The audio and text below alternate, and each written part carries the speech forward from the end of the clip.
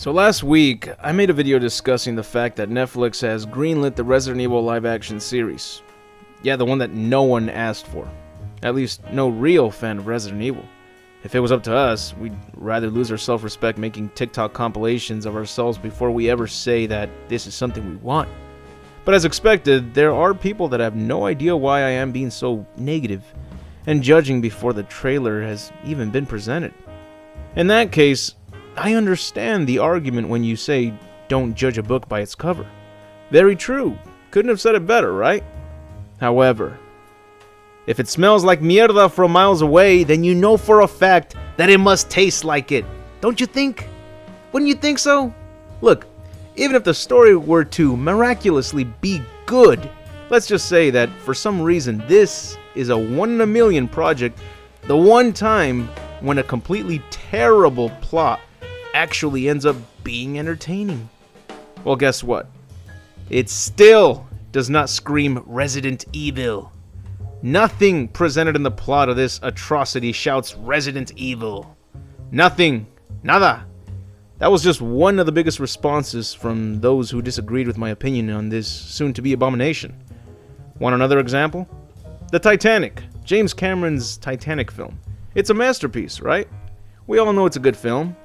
But what if I removed the name of the film and slapped the Resident Evil name there instead?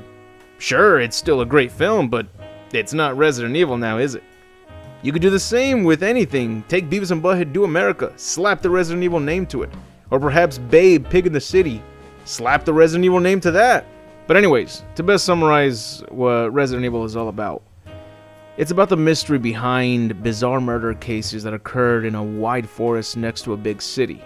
It's about a group of special trained law enforcers known as the Special Tactics and Rescue Service that ends up trying to uncover the case.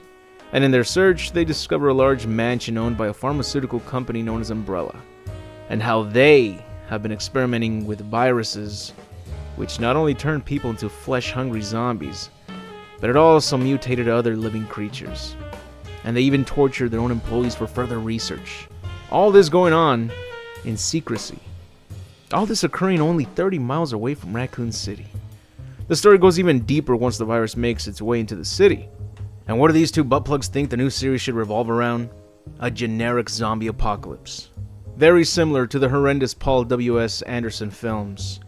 And just to add salt to the wounds, it's still under Constantine Film. The morons who helped deliver those pathetic films that had nothing to do with the Resident Evil story we deserved.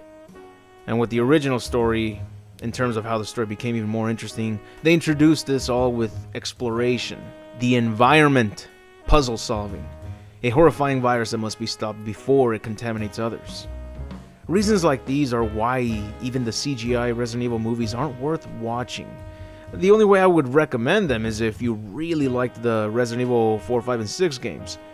But if you're looking for something along the lines of the original trilogy, well, there's always the very little known Biohazard 4D Executor video, a 20-minute 3D film created back in the year 2000. Only released in Japan, but can now be viewed on YouTube. I've made a few videos about it, but I definitely recommend that one for anyone who wants to see a short film that gives us a taste of what Resident Evil stands for. Now, even with that said, people are still asking, what exactly is it that you want to see, Score? What do you believe would be the best way to represent an accurate Resident Evil story? Well, for starters, just watch the short film known as Dave, but codenamed Arklay.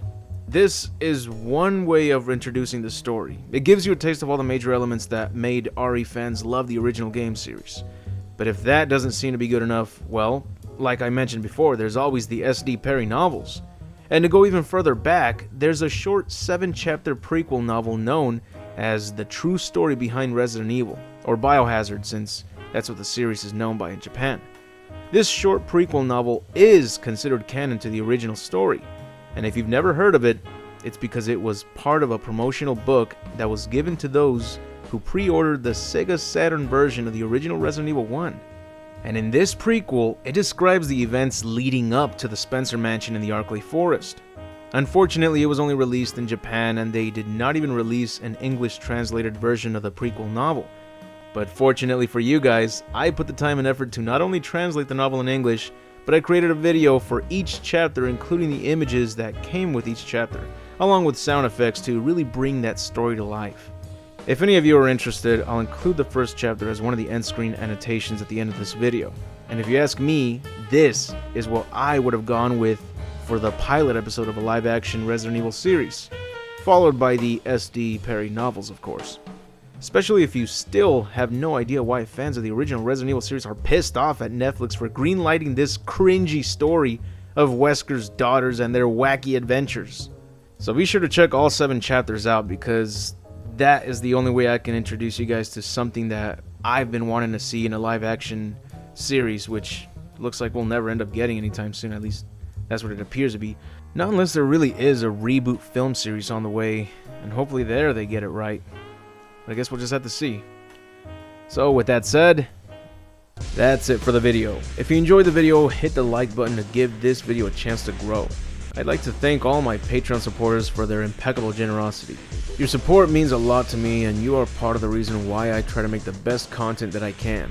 And if you like this content, check out the rest of my channel. You'll find more entertainment from separate franchises I like to cover, such as Mortal Kombat, Dragon Ball Z, Celebrity Deathmatch, Men in Black, The Mask, Batman comics, The Terminator, TMNT, Dino Crisis, Resident Evil, and more.